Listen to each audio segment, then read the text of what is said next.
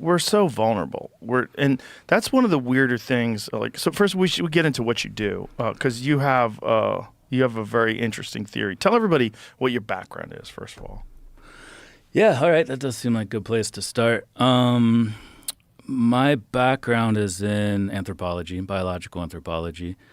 My research mostly focuses on evolutionary anatomy, biomedicine. I've done some archaeology, various places around the world, in Montana. But the reason I'm here, I assume, because according to my friend Matt, we were butchering a mule deer, I think I shot. And I was like, yeah, I got to go to this conference. And I was like, do you want to know what it's about? He's like, nobody gives a shit about what you do other than UFOs, man. I was like, damn it, he's right. Like, I did actually used to do a lot of what I thought was cool stuff. But no, the main thing is that I've become known for advocating for this idea that UFOs and the aliens are actually our time-traveling future human descendants. I wouldn't even say as opposed to extraterrestrials, because I do think that's a component too. I oftentimes get pigeonholed. People are like, oh, you just think they're all time travelers. I don't. I actually say this all the time, but it doesn't matter. I do think there's a lot going on. But my background and the reason I approach this question this way is because there's a lot of characteristics of these aliens that look so hominin. They look just like us. And specifically what we'd expect to see in our hominin future if the same evolutionary trends continue into the future. So I kind of just tie those things together. And even the saucer-shaped craft seemingly are time machines themselves. So that's kind of the Cliff Notes version. Well, it's a theory that a lot of people have independently sort of come to, right? Yeah, especially recently. And the concept of, well, if you just think about ancient man. I was watching this documentary on Neanderthals last night about this one intact Neanderthal skeleton that they found it had sort of been, he had died in a cave, and there's stalagmites. Is stalactites or mites? How do you say it? Tights are up, mites are down. So he was essentially mineralized. Mm-hmm. There was stuff all over the body, and it took a long time for them to break this body. I think I saw that. Was that on Netflix? No, I was watching it on YouTube. Maybe originally it was on Netflix. But it was just documenting how strange this body was that they had found. But it was immensely strong, like much stronger than us. One of the interesting things was that their visual cortex, the part of the brain that would process imagery, was larger than ours, 10 to 20% larger. Yeah. And so these things probably had better eyesight than us, perhaps even were able to see at night, and that this was a bigger, stronger version of a human being, like much more durable than what we are, modern 2025 Homo sapiens. Yep. If you just look, that's it. So that's one of them. Cool. Neither human nor Neanderthal. Oh, really? This is published in Is this August. the same? This might not be the same one. This is maybe a different one. That's a weird one, because what's that fucking thing on its head? That's what it says. It's a stalactite growing out of it or something. Wow. In a weird form. Weird. Yeah, it's like a unicorn. Yeah, like a crest. They do have a sagittal ridge. Yes. Homo erectus had one. There's an offshoot in our hominid lineage called the Paranthropus, or robust Australopithecines, and they had a full-on like gorilla style sagittal ridge. Yeah, because they were vegetarians, so they just chewed all day. Right, so they had massive muscles to chew. Yeah, their whole face is huge. Wow. Neanderthals they were just big. It's just a robusticity thing, but there is evidence from Shanidar Cave in Iraq where they were using their teeth as tools. We think they were like tanning hides. They were holding the hide in their mouth and then like scraping all the nasty bits off. Oh. And you can see that in the tooth wear. So yeah, they were pretty badass. They were the first, I don't know, I think this is cool, but a lot of people think I'm a nerd too. They were the first to use the flake. Like for 2.8 million years, we just hit a piece of rock and like, oh, this is a cool tool. But then they figured out that if you hit the rock in just the right way, the piece that falls off makes an even better tool. It took us like 2.5. Yes, exactly. You make an arrowhead. And from that point on, like I got to work at a place called Chez Pinot-Jonzac in southern France for a summer, and it was a Neanderthal site. And we found these. Actually, it's pretty funny because when we first got there, these tools called MTA hand axes, Mousterian, it was Schulian tradition hand axes. And there were only 8 found in all of Europe. And they said, if you guys find one of these, we'll buy you all the beer and all the cognac you can drink. So we're in the cognac region of France. And we found one like the 4th or 5th day. We went on to find 7 more over the course of that week. We doubled the number of these things in existence Wow. in all of Europe. And they were not lying. They bought us so many damn beers. Like archaeologists like to drink. You know, I'm that's, sure. we dig and it's boring as hell. You know, Yeah. it's not Indiana Jones. We're not running around banging hot chicks and flying on planes. We're like, we got a spoon and we're doing this for 8 hours. So, yeah, I actually found the last one on the last day and it was by far the worst one. Like I had to argue that it should even count as one of these. But yeah, no, it was a cool site. So yeah, they were doing well, but we were doing better. We came in and replaced them. Something happened where we replaced them. Yeah. But the point is, as time goes on, humans today are probably the most feeble version of humans that have ever existed. Oh, for sure, yeah. And we're the most feeble versions of people that have existed within the last century, right? Like if you go back to humans from the 1920s versus humans from the 2020s, people have way less testosterone now, way higher instances of miscarriages, way lower sperm count.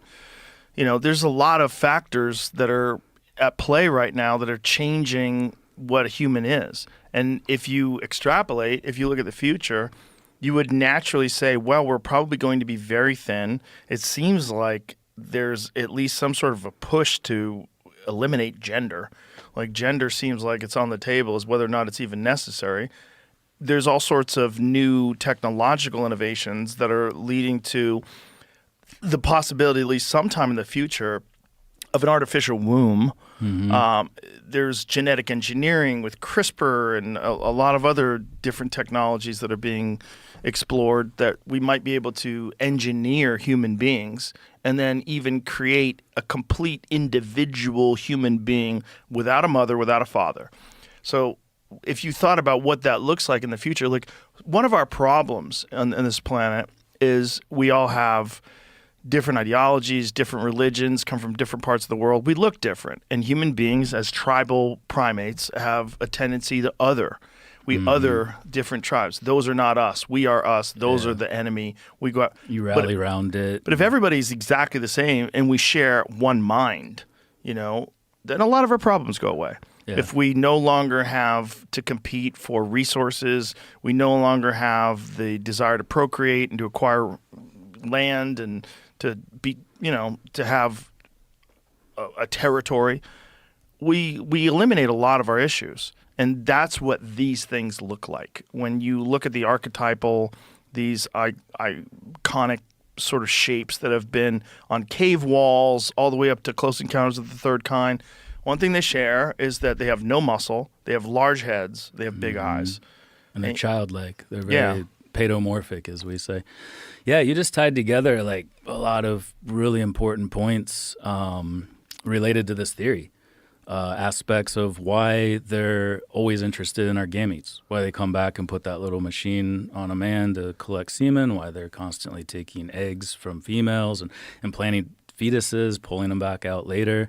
Like they're clearly focused on reproduction, gamete extraction, and one of the things that might be fueling that in the future, if these are future humans, let's just assume for a second hypothetically, is that they might be having problems directly resulting from these trends toward self-domestication, these trends toward feminization, these trends toward reduced sperm counts, which is 60% across most populations of the world, in the industrialized world, 50% across the entire world.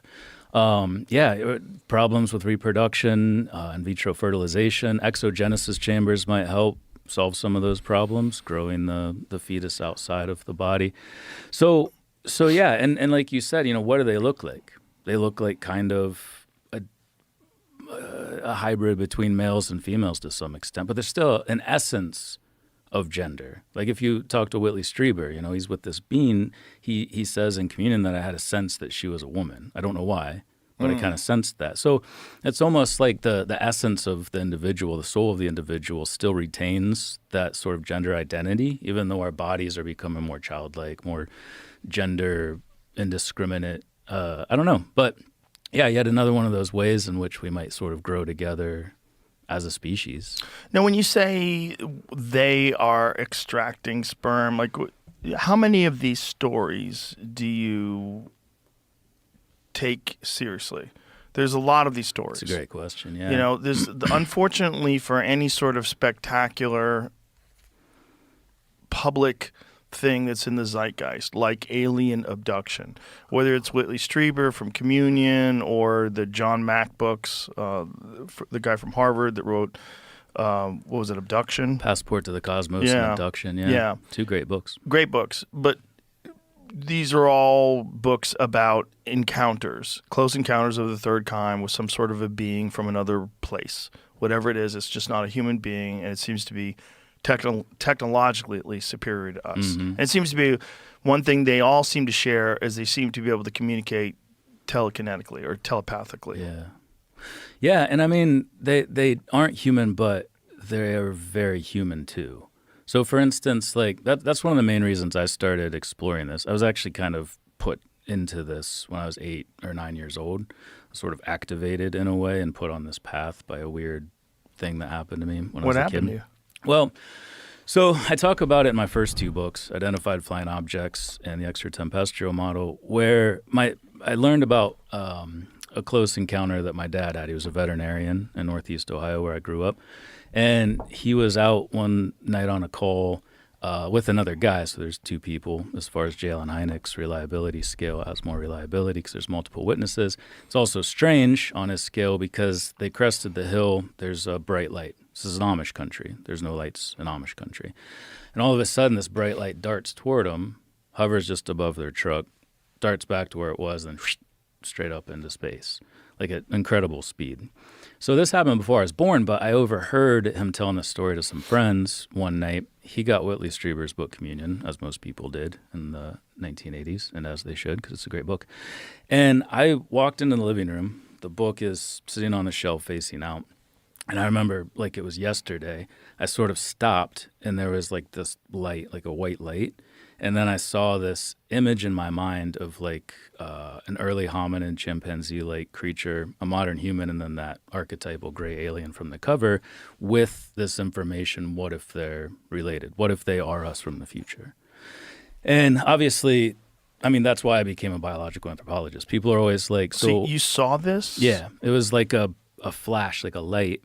And, it's weird looking back on it because I know a lot more about these experiences. I've talked to people that have had these types of experiences. What was the setting? It was our living room. So it was like you come in the front door and just to the left there's this living room, built-in bookshelf, Whitley's books right there. I just turned the corner, saw it, and then like just kind of it just came. Like I didn't know shit about evolutionary biology. When I you didn't say know you about saw UFOs. it, you saw it how? In my mind. Just this white light. Just an image. And that image of the 3 faces. And then the question, could they be us from the future? And a lot of people are like, how'd you get into UFOs? Like, you're a biological anthropologist. It's the opposite. I got into biological anthropology to research this question of whether they could be us from the future. Huh. So this you felt like at that moment it wasn't just like a weird thought or a dream. It felt like a message. Like, what did it feel like? Yeah. It was a tasking. You know, I think Rupert Sheldrake said it that people don't have ideas. Ideas have people. I think that was like hey, go do this thing. And I did. That's why we're here now, talking about it. And obviously, you got to be careful about like selection bias and confirmation bias. Like I didn't go into this. I didn't go into grad school. I also didn't tell anybody in grad school I was there because they would have kicked me out.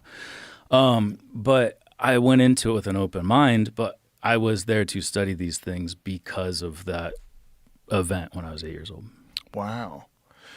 Yeah, it is a problem, the confirmation bias. It is a problem with wanting it to be real. And I struggle with that because I desperately want it to be real. And so every time I talk to someone, I've talked to a bunch of people that are, air quote, whistleblowers.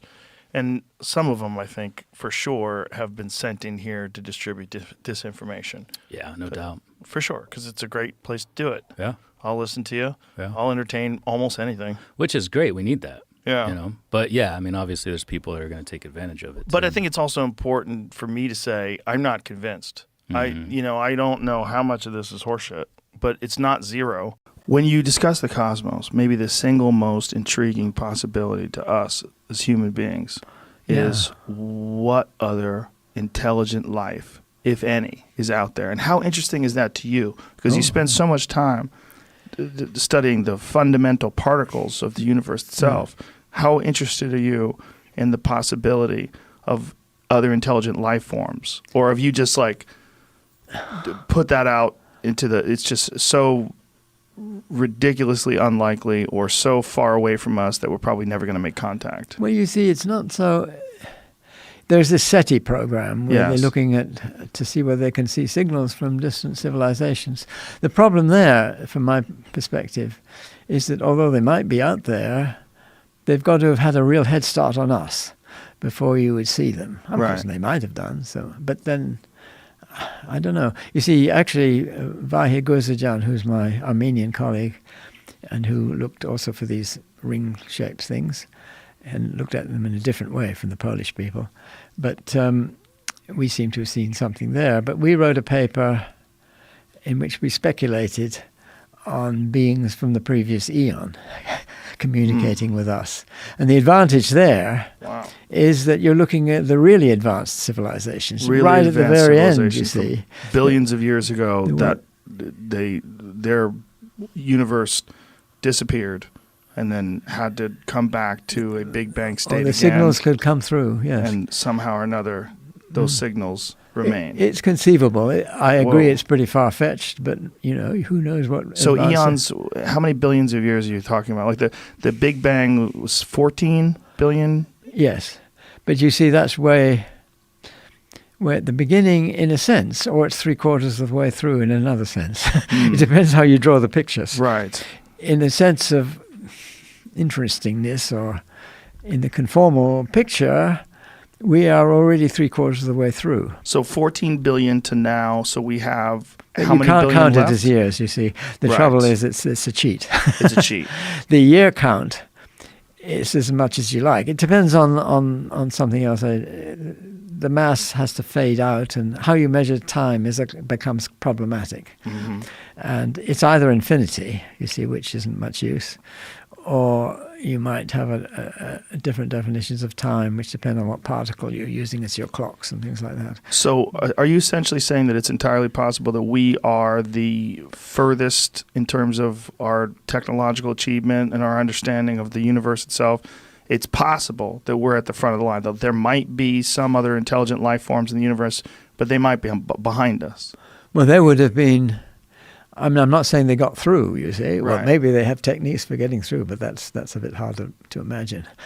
But maybe information from them could get through, and maybe You mean from the previous eon? Yes. Oh, yes. they might have got through, like somehow or another survived. Yes, but it would have to be in the form of photons or something.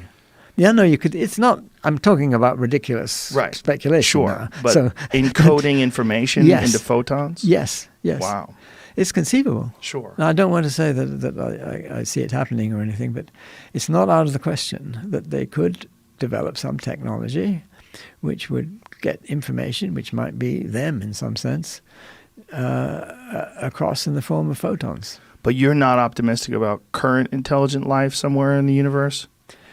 Not too optimistic, just because, well, maybe it took us a long time to get going because the dinosaurs were there for a while, and somebody might have got in there earlier in their different planet, and they could have got there quite ahead of us. It's conceivable. I'm not going to rule it out. I'm just not terribly optimistic about it. No, I think it's worth doing. It's worth looking.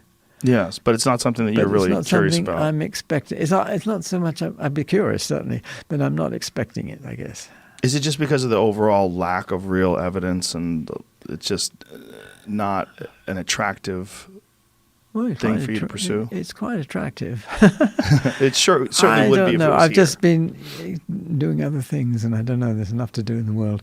I haven't really come to terms with it very hugely. So I know there's this activity, and I'd be interested to see if any kind of, if there was this thing that came past that some people speculated was sent there by a different intelligence, which came quite close in our solar system. Oh, that was that strange-looking cigar-shaped. Thing. Yes, that's right. Yeah. I mean, I don't see any real reason to believe it's a alien spaceship. Was it because of the way it was traveling? That was the idea? It was something. Something curious about it? Serious people did suggest it might be something sent by an alien civilization. Well, it's worth, if one could connect with it in some way. But I don't know. I guess it's too far away now. Well, it's another thing that's so uniquely fascinating for us, the concept of another life form out there. Oh, sure. Yes. Yeah. When you think of human evolution, do you ever stop to think, what are we going to be like a million years from now if we do survive? Have you ever done this sort of thought experiment where you say, okay, if things keep going the same way, we used to be very strong and very hairy, and we're getting progressively softer as we don't need to use our bodies as much. Our brains are getting larger, our heads are getting bigger. Do you do that sort of thought experiment to see what we're going to become? And not in a systematic scientific way, because the process is so fraught with incredible detail that I think it's hard for anybody, even experts in evolutionary biology, to really tell us anything that will hold water, that's really predictive. But on a general level, I mean, because people often wonder, why is it that we haven't been visited by aliens, right? This is a thing that comes up whenever you're talking about other life inside the universe. I'll get to that in a minute. But the answer to that could be quite straightforward. Nobody out there cares about us because we're so ill-developed. We're so young on the cosmic scene that there's nothing interesting for them to find here on planet Earth. So to me, there's a natural explanation for why there can be other life out there, and yet they don't hang out around planet Earth, just the way we don't hang around an anthill to try to have a conversation with, what's going on inside that particular structure. I buy that argument the least. You do? Really? Yeah, okay. Because we're interested in butterflies. Butterflies are so boring. We're interested in moles. We're interested in squirrels. We're interested in them for very specific reasons, right? So typically we're interested either because we want to see the evolutionary development that yields this particular life form, or because there's a general curiosity about how this object is put together.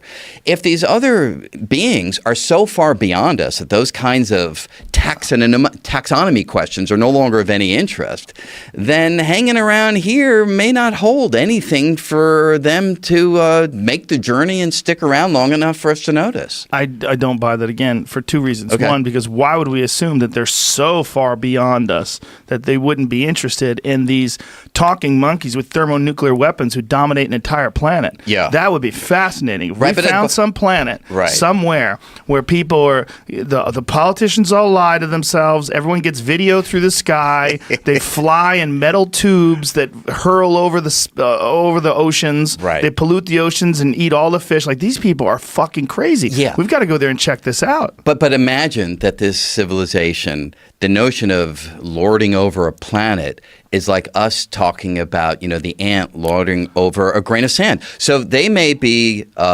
galactic as opposed to planetary in their hegemony. Mm-hmm. And the notion of some little tiny rock orbiting some nondescript star in the suburbs of this completely ordinary galaxy off there on the side may not have the kind of pull that you imagine that it does. Oh, I disagree. We think it's interesting when we see a chimp use a rock to open up a nut.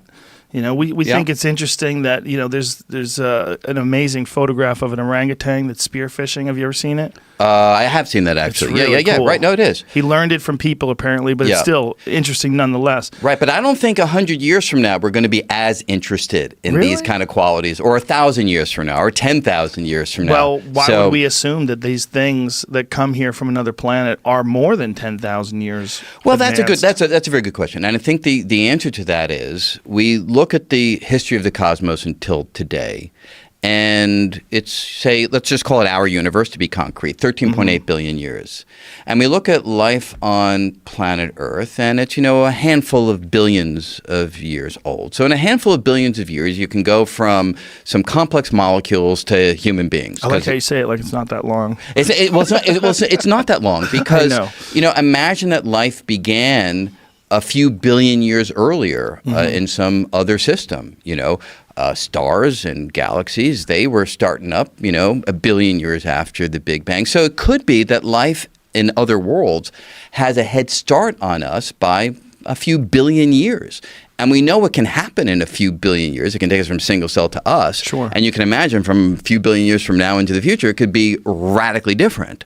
So to say it's 10,000 years ahead of us, that to me would be the unexplained coincidence. How unlikely that they started and we started within 10,000 years in the span of billions of years. That seems unlikely to me. Does it seem unlikely when you're talking about the infinite size of the universe, and there's perhaps an infinite number of Brian Greens out there talking to an infinite numbers of me? Good point. So you're absolutely right. We're almost guaranteed, if the spatial expanse of the universe is infinitely large, that there are going to be places where it's within 10,000 years of us. But those are going to be a very small number compared to the places where it's not 10,000 years. Is that true, or would it be an infinite number of them? Well, it'd not be a infinite, small number at all. But they're different kinds of infinities. So you mean in the space of the exact scope of the universe itself, a small number, relatively speaking, to where we are physically? So I would say it slightly differently. I'd say look at a finite-sized ball in this large spatial expanse. So everything's finite now. So let's get a 5 billion light year ball. Right. Okay. And within that ball, the number that are differing from us by 10,000 years will be very, very small compared to the number differing from us by, say, a billion years or a couple of billion years. So then, simply by the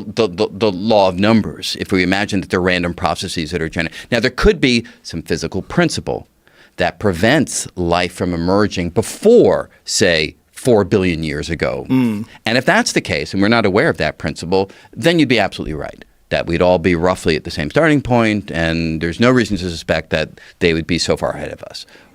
But I don't know of any such principle. But you almost have a reductionist view of this, right? Like so if you had a guess, if you had $100 to bet, has alien life ever observed us? You would say no. Well, by observed, you mean could they just turn a big telescope in our direction and gather some radio waves, but yes, I would take that bet because frankly, we've only been generating radio waves for the last, 70 years. So it's only a 70 light year ball around us. And within that small radius, very unlikely that there's been some alien world that's examining us. So it would have to be something that would be able to recognize our signal and visit us.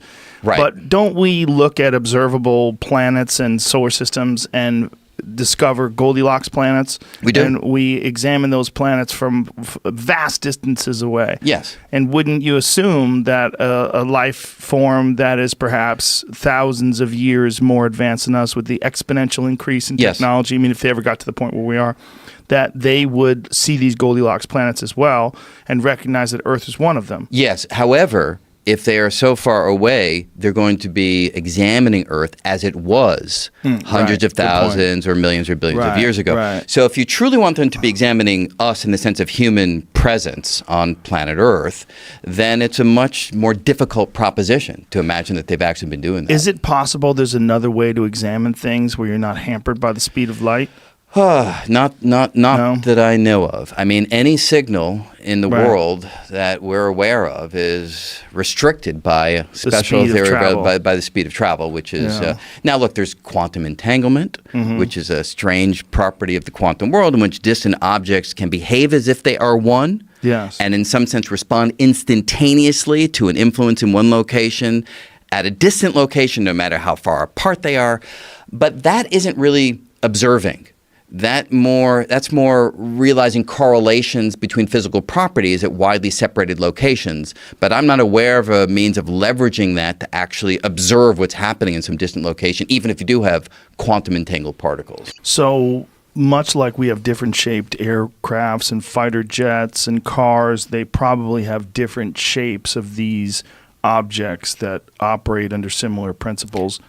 Right, but Perhaps. they all have the same power source. They all have the same power source. And we're also dealing with, if you think about the laws of technological progression, you think of Moore's law and you think of how things accelerate, you've got to think that if this civilization is who knows how many years more advanced than we are, if not even years. I mean, we're thinking about it in terms of conventional terms, right? The way we look at the world. I mean, they might be just superior in terms of their intellect. They've got to be. Maybe. We don't know, right? Well, the only reason I say that is because, look, everyone doesn't necessarily start at a steam engine and go to an internal combustion engine and then, electric power, nuclear power, and go up the ladder that we come on. The binary, if the stuff is true about the origin and the binary star system, and they have heavier elements that we don't have, and this stable element 115 is a naturally occurring material, maybe that's the first thing they started experimenting with. And the version of their steam engine, their first product, was something that operated like this. And actually, when they came to Earth to look around, or whatever, they were amazed at the stuff we were doing. These guys burned stuff and squirted out the back to go forward. So, who says they follow any kind of normal progression like that? My thought was, if you went back to the 1400s and then you went from 1400 to 1500, you're not going to see that much of a difference technologically. Right. If you go from 2000 to 3000, I assume there's going to be a radical change. Right. Well, the delta, the rate of change is magnificently higher than it used to be. Right. So if you think about what they had in 1988 and you think about what they probably have in 2019, just logically, it seems like they would advance. I would think so. The only question is, are they living? Is that a living thing in terms of like a biological thing, or are they some sort of an artificially created creation like we are working on right now? I mean, we're in the middle of working on artificial reality, artificial beings, sentient beings, artificial intelligence. There's silicon-based life forms that they're essentially trying to create. Boston Dynamics at the company that's making those crazy robots? Yeah. You can make machines out of flesh, right? So a cyborg or a cybernetic organism is just that, that's what a lot of people think those gray things are, that people call the grays. Yeah.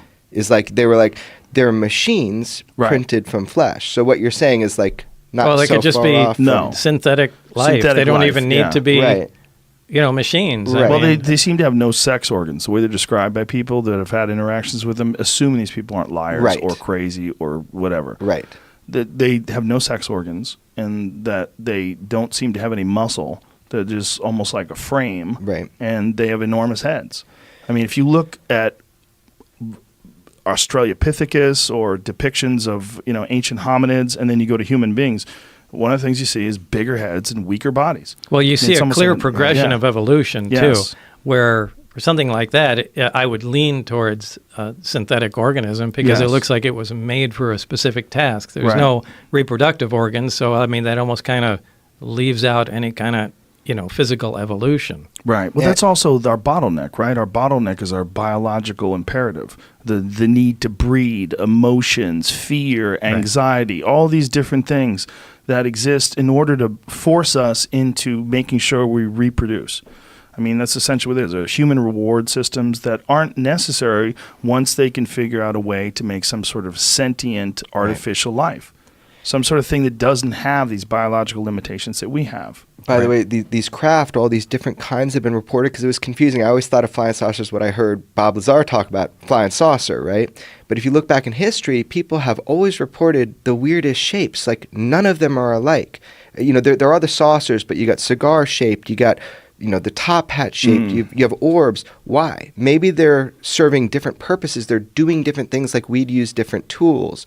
And I want to be clear, the reason I know that memo is real is because I spent a lot of time with Dr. Edgar Mitchell, sixth man to walk on the moon. Last guy to film him before he died, right?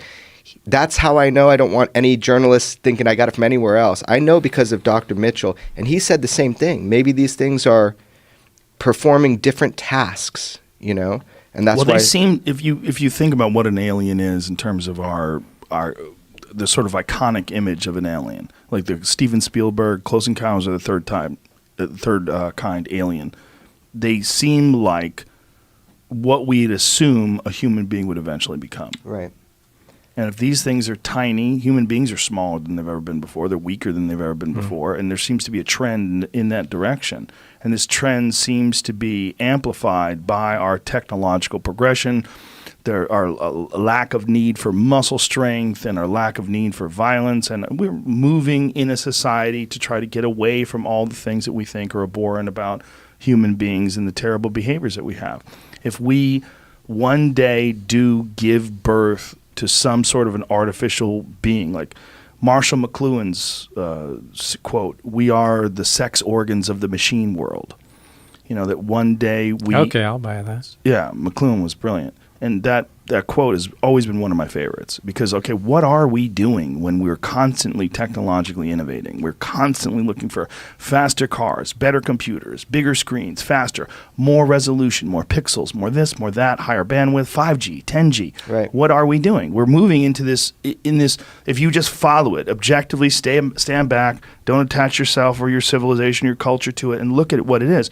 We're moving 100% towards technological innovation. If you looked at this species from afar, and if you weren't a part of it, you would say, well, what does this species do? Oh, they make things. They make things better every year. Beehives are the same fucking thing that you see 10 years ago. You go by, you see a beehive, it's amazing, it's cool, but they're the same fucking thing. They figured out how to do it, they make a beehive. Right. We don't do that. We make better things. What would you do? Constantly. And at some point, I think that technology is going to fuse with us. Yes. And we're going to become... It's already happening. Yeah. I mean, Elon Musk talked about it on my podcast, that we are cyborgs. You just carry it in your pocket. It's a phone. It answers any question you want. You can talk to it. It'll give you the answers instantaneously. It navigates you. It has all your phone numbers in it. It has all your contacts. You can get a hold of people. People are listening to you through it. It's connecting us in ways even involuntarily. Haptics, that kind of thing. Yeah. It's also getting on your wrist. How many people have iWatches, Apple Watches? They put them on their wrist. Right. And that's only because we can't integrate them yet. But you know that point is coming. 100%. Yeah. I didn't joke about it last night, but I have a bit about it that I do, about the integration between humans and technology. That's What would you do if you were a hyper-intelligence, right? Would you do the work yourself, or would you create some cool things called like humans to do it for you? Would you create things that are cybernetic organisms to come in with machines and do it for you? If you were a hyper-intelligence that has kind of changed like you've described, you'd probably create workers, right? Well, that's a vast conspiracy theory. I'm not talking about conspiracy. But it is a kind of a conspiracy, I'm right? asking you. Well, I mean, I don't think it's necessarily that. I mean, you could look at it that way, but that is the way a conspiracy theorist would look at it. The way I would look at it is like there's obviously a progression going on, a biological progression. There's some sort of an integration with technology. There's some sort of imperative, this need for technological innovation. It's inescapable. Everyone has it. And I think it's attached to materialism in some sort of a strange way because so many people work so hard to get new things. And like, God, that seems so illogical and preposterous, and it makes people unhappy, and depression's on the rise, but nobody seems to be able to stop it. Like, why is that? Well, maybe it's because we are the electronic caterpillars that give birth to the butterfly. Maybe that's what we're doing. That Maybe could very well be. What our job is to make some sort of a cocoon, and we don't even know we're doing it while we're doing it. Do you think a caterpillar is aware? Like, hey, caterpillar, what are you doing? Man, I'm doing my thing. It's my job. I have to make a cocoon. Then I'm going to become like a butterfly. This could be a natural part of evolution. It could be. That we're just supposed to do this. Exactly. And make the jump to some sort of mechanized... Right. Yeah, Have non-biological. you ever seen an orangutan that is fishing with a spear? No. They've figured out how to fish with spears. There's primatologists. I guess you would call without them. somebody showing them how to fish? No, they've imitated human beings doing it, and now they do it, but they do it independently. They're not trained orangutans. They're wild orangutan. Look at that. There's a wild orangutan. Okay, that's spear- impressive. That's impressive. Well, there's these primatologists. I guess you would call them primatologists. That's the term. That's a great Biologists that believe that monkeys and chimps and some of the great apes are moving into the Stone Age, that they've currently entered the Stone Age. Like, they're not staying what they were 100,000 years ago or 500,000 years ago, but they're actively using tools, and they're experimenting with different ways to use those tools. And then they're making tools out of stone. They're making tools out of sticks, and they're using them. Well, this might just be what happens. This might just be what Right. happens. I mean, why else? Why the fuck do we work so hard? I mean, I was driving to LA this morning. I had a doctor's appointment, so I was on the 405 at 8 in the morning. Like, Jesus Christ! Like, this is so crazy. When you're on the 405 in LA at 8 o'clock in the morning, you see literally a million cars. Yeah, red light. And it's just everywhere you go, it's people. And also, I'm in a Tesla, so I have it on autopilot. So I'm there sitting, I'm listening to a podcast. I barely have my hand on the wheel. I'm not touching shit. This car's driving me along. I'm not even doing anything. I'm just hanging out. It's so much less stress, by the way, to do it that way. Right. So it encourages you to innovate. It Yeah. encourages you to embrace this new technology. I got this giant screen. It's showing me the navigation in front of me. Oh, I'll be there 5 minutes early. Excellent. And I'm listening to a podcast wirelessly. It's Bluetooth streaming from my phone. And I pulled that podcast, which came out today, out of the fucking sky. And I'm listening to it. And I'm all comfortable in my nice little car, just driving on my way to the doctor's office. This is irresistible stuff. Yeah. It's different than your Walkman. Yes, You know, back in the it is day. irresistible. It is irresistible. It's frighteningly irresistible. But is what it frightening? I mean, if you were a monkey, right? If you were an Australopithecus, would you go, man, I don't want to fucking be a person and live in a house? That's bullshit. I like just swinging around on trees. I like running from jaguars. This is life. Guys, life is running from crocodiles. It's not living in a fucking suburban No, community. there's probably some that are like that. Yeah, I don't think so. I think when it comes, we're going to embrace it. We're going to embrace it the same way you embrace cell phones, the same way you embrace television. There's going to be a few holdouts. I don't even have an email address, man. There's a few and far between. Good luck with that, fuckface. Go move to the woods, Ted Kaczynski. Yeah, Go live in a I was just cabin. going to throw Ted Kaczynski Oh, in man. there. Ted Kaczynski was right. This is something that I think about sometimes when I get really high. That Ted Kaczynski was a part of the Harvard LSD studies. This has been proven. Ted Kaczynski, they cooked his fucking brain when he was at Harvard. And then when he went over to Berkeley and became a professor, his goal was to make enough money so that he could implement this program and live in the woods and then write his manifesto and start killing people that were involved in propagating technology. He was expunged from the Harvard logs, by the way. This is something my friend just called me about. So there's like this private library, and they used to print people's names whenever they were part of a university, and he was one of a handful of people that were expunged from it. I want to jump back to the one thing, Joe. I want to be very careful with that word, conspiracy theorist. What I was saying to you was, we terraform our Earth, right? We terraform, we change the environment, we do all this innovation. What is stopping us from thinking that that's not being done? I'm not saying it is. I'm saying what's stopping us from thinking that that's being done on a much bigger level, on a cosmic level. You mean like aliens coming down doing that to humans? No, I'm telling you that there is something here. There's a fact. There's something. They're a craft. They're here. They're not ours. They're here. So the question is, what is that about? And I'm just looking at what we do with what you're describing with technology. Well, and I think it's much more likely that the same way we observe chimps and we observe that they are now in the Stone Age, that they're observing us, and that they're recognizing that there is a pattern, that there's steps that happen. I mean, Carl Sagan talked about the different levels of civilization, and that that if we don't get past certain levels, we're never going to reach this. Right. I mean, we're a in type this, 1 civilization. Yeah. We're going to stay at type 0. Well, yeah. we're in this warring, polluting, Yeah. pillaging. We're awesome. Civilization. Humans are awesome. It's I mean, we're awesome in a lot of ways, But in that way, we're not. Well, But- yeah, we're children that have immense power that we Yeah. didn't really. The other thing is you're using the immense power that other people have created, right? I mean, even when you're driving a car and you're stomping on the gas, like, woo, you didn't invent the fucking engine. You didn't invent tires. There's all these things that were involved in the creation of this thing that is really outside of your grasp of understanding, but yet you have the ability to use it. Like a person with a gun, I'm just gonna bang, bang, bang people. You didn't invent a gun, so like you've without the intellect to craft and engineer and manifest these creations, you just have access to them because you have paper or you have Bitcoin or you have whatever the fuck you're using a credit card. Now you have almost no responsibility. You could just flippantly use these things, which is why we were very childlike in our actions because we haven't had to earn the responsibility. We haven't had to earn these things that we've been able to have, and you've only been able to have them because other people have innovated and spent ungodly amounts of time and effort and focus in the lab to create these things. And then they've all put them together. And then what's the reason to put them together? To profit. Well, what's the reason to profit? Well, why are you doing this? So you can buy more things. Well, what are we doing? What are we doing? We're making better things. That's what we do. That's all we do. That's all we do is make better things. Yeah. Why right? the fuck do we need oil? Why do we need oil? Why can't we just burn wood and stay home?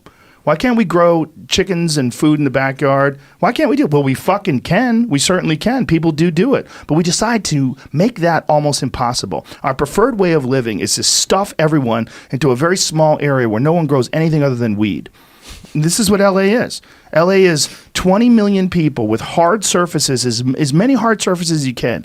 Boy, if you got an acre backyard in LA, holy shit, look at all that green. This is amazing. Well, no, that's the fucking earth coming through this weird sort of creation that we've put on top of the earth. But the goal is that, like New York City, there's none of it. Right? You've got Central Park, and they just got human shit.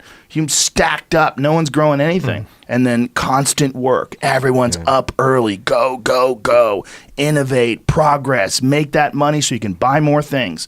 And every year, hey, Apple, where's this fucking new phone? As if your phone isn't good enough. Like your phone's taking pictures and videos, and people are calling you, and you got applications that tell you which way the wind's blowing.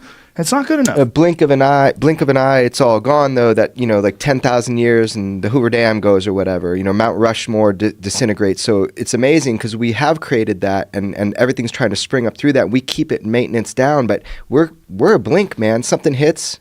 But we don't think that way. Well, you think in terms of your own life, right? You think in terms of what you want and what you need right now. We are, in many ways, this combination of this weird, primitive, ape-like thing with the ability to calculate and manipulate our world and our environment that makes us wholly unique. On top of that, with existential angst and fear. So what do you do with that? We fucking water it down with antidepressants. Give these fucking people some shit that keeps them moving. Well, they're worried about the future. They're trying to figure out what reality is. You're on a goddamn convertible spaceship spinning 1,000 miles an hour, hurling through infinity. There's no meaning to this thing. Just keep making shit.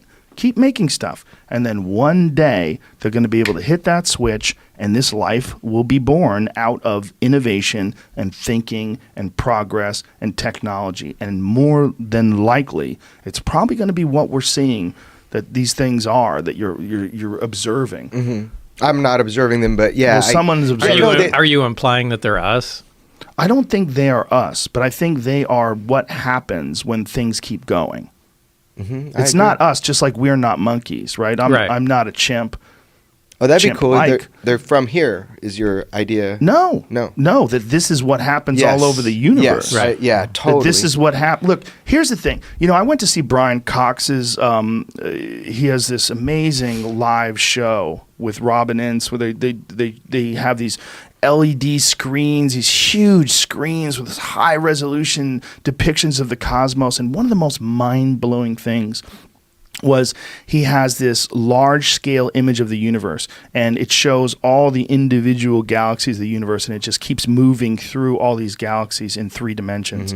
And it's fucking incredible. But what's stunning is the relative uniformity of it, even at, you're obviously looking at an incredibly small depiction of something that's immensely large, like a galaxy of hundreds of billions of stars. You're seeing it as this little dot, but this little dot that's flying through space, surrounded by other little darts with very similarly spaced distances homogeneous between all them. through, So I'm like, if we see uniformity in that form, in terms of like the distance between galaxies, like so many galaxies, it's so similar. They might vary slightly, and that slightly might be hundreds of millions of light years, right? But there's so much uniformity. Why would we not assume that uniformity exists pretty much everywhere, and that all these things that you're seeing that are so similar, you do see binary star systems, you do see single star systems like stars, but there's also some speculation that Earth and that our solar system one time was a binary star system.